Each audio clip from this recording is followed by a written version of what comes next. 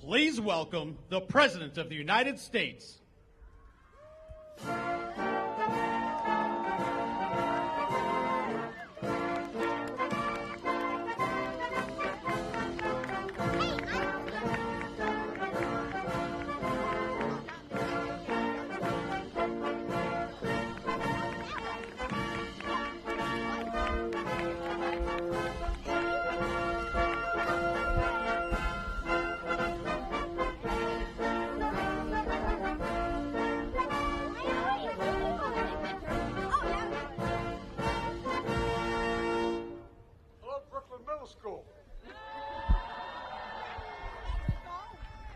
Good morning, everyone. I'm sorry. There's a tradition around where I come from, the state of Delaware. When there's a governor in the room, you got to stand up. And your governor's here, and I wanted to say hi to him. So thank you, Governor, for being here. It's a wonderful Thanksgiving tradition here at the White House. There's a lot to say about it, but it's chilly outside, so I'm going to keep this short. Nobody likes it when the turkey gets cold. I don't know whether they're mad yet or not. At any rate, I want to thank Ronnie Parker, chairman of the National Turkey Federation, and his family from Monroe, North Carolina. And Ronnie's got 44 years in the turkey business, and he also is the grower of our honored guest today. And Lexi, he got a lot of help from Lexi, a fourth-generation member of the ranch where the turkeys were raised and prepared for this very day. They don't know what the verdict, I'm not sure of the verdict yet, but we're going to find out in a minute. They listen to a lot of music, I'm told, in order to prepare for the crowd noise today. That's real hard work. And they interacted with the children to show their softer side. Sounds like another flock hoping to come to Washington in 2024. But look, we're joined by another special guest, and that is for what is the largest national turkey presentation ever held at the White House. My dear friends, I'm going to introduce them again, Roy Cooper and First Lady Kristen Cooper here. Truly fantastic leaders. Say hi. We're also joined by Congressman Dan Bishop. Where are you, Danny? Hey, Dan, welcome. Great to see you here. Thank you. And from the 9th District of North Carolina. And a special thanks to members of my staff and their young children who are here today as well. Matter of fact, if you look, see that dog on the balcony there? That's my dog, Commander. I was worried if he came down here with all, he'd just do nothing but kiss you and lick you.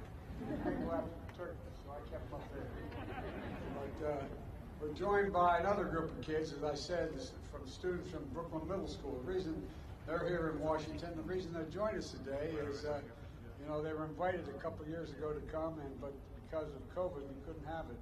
So I'm glad you guys came this year. Thank you very, very much for coming. And we're also joined by students from the 4-H programs of Virginia and Maryland and the folks from the National Future Farmers of America. I want to thank them for being here as well. But before I gobble up too much time, I didn't mean to get started, man. Don't start. Well, that's my grandson, Bo, up there, and my granddaughter. Don't let him jump.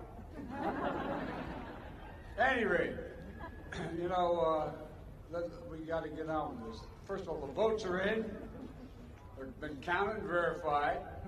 There's no ballot stuffing. There's no foul play. The only red wave this season is going to be a German Shepherd Commander knocks over the cranberry sauce on our table. That will cause. They are big turkeys, aren't they? My fellow Americans, please welcome the 2022 National Thanksgiving Turkeys, Chocolate and Chip. I tell you what, man.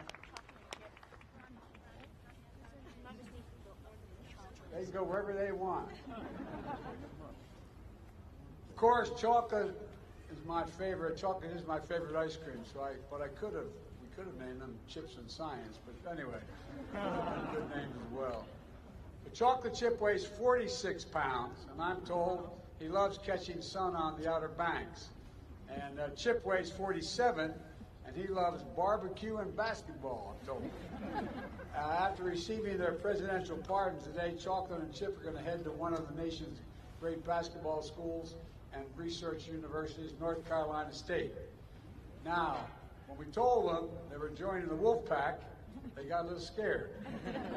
But then we explained it was just a mascot of the school, as one of the nation's best poultry science departments in the country.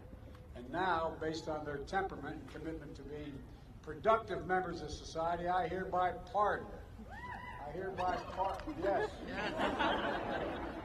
I hereby pardon Chocolate and Chip. Which one's Chocolate? Who's Chip? Chocolate, you're pardoned, and so are you, Chip. Chip said, I know, I didn't have to be told. Ronnie, why don't we put him on the table? Can you do that? You can do that.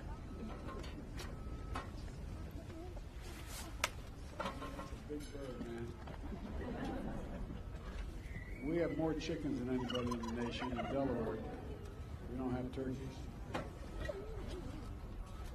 Look at this. God's over. Now, this is Chocolate, right?